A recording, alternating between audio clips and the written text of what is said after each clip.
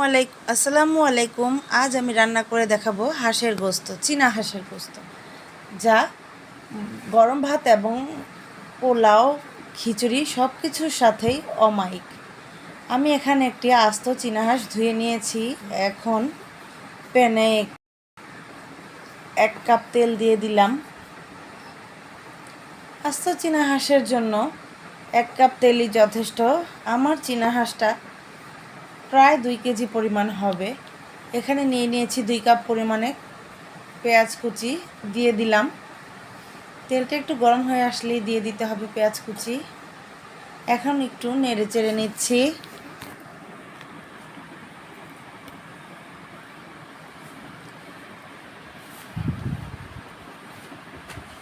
নেড়ে চেড়ে নেওয়ার পর যখন পেঁয়াজটা একটু হালকা সোনালি রঙের হয়ে আসবে, তখন একে একে আমাদের মশলাগুলি দিয়ে দিতে হবে।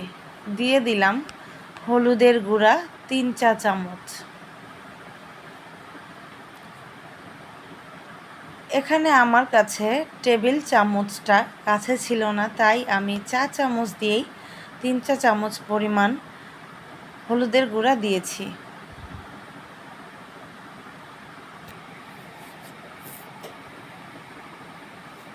তিন চা চামচ মরিচের গুঁড়া দিলাম। এখন দিয়ে দিচ্ছি 2 চা চামচ ধনিয়ার গুঁড়া।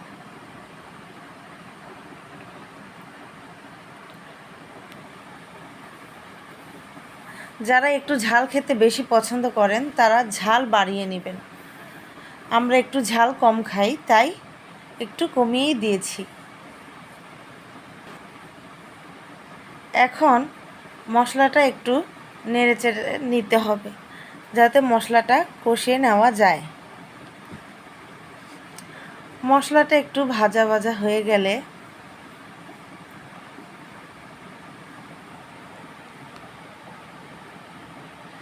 যাতে পুড়ে না যায়, খেয়াল রাখতে হবে যাতে মশলাটা পুড়ে না যায়, তাহলে তরকারির স্বাদটা একদম নষ্ট হয়ে যাবে।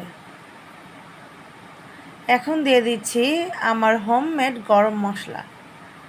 আপনারা যদি এই মশলার রেসিপিটা পেতে চান তাহলে কমেন্ট করে জানাবেন। দিয়ে দিচ্ছি 2 চামচ গরম মশলা এবং নেড়েচেড়ে নিচ্ছি। নেড়েচেড়ে নেওয়ার পর এবার দিয়ে দিলাম 1 কাপ পরিমাণ পানি, যাতে মশলাটা কষিয়ে নেওয়া যায়। যখন সুন্দর একটা অ্যারোমা বের হবে, তখন ঢাকনাটা তুলে একটু নাড়া দিয়ে সবগুলি ধুয়ে রাখা গোস্ত এই মশলার মধ্যে দিয়ে দিতে হবে। গোস্তগুলি দিয়ে দিলাম।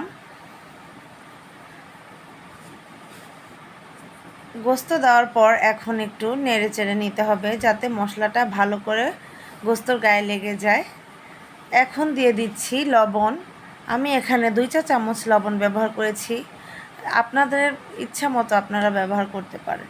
এখন দিয়ে দিচ্ছি পানি। গোস্তটা কষানোর জন্য পানি দিতে হবে। এখন বলক এসে পড়েছে। গোস্তটা আমাদের প্রায় হয়ে এসেছে। গোস্তটা ঢেকে রান্না করতে হবে মিডিয়াম লো ফ্লেমে। একটু নাড়া দিয়ে দিতে হবে। নাড়া দিয়ে গোস্তটা ঢেকে দিতে হবে।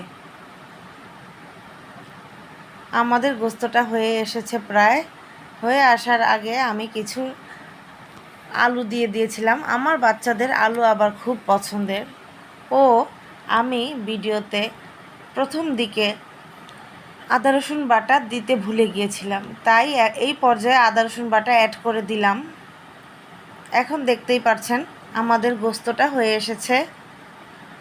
সুন্দর একটি কালার দেখা যাচ্ছে।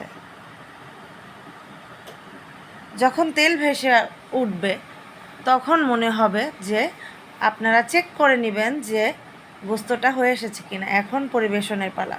এটা গরম ভাত, পোলাও ও খিচুড়ির সাথে খুব অমায়িক। ধন্যবাদ।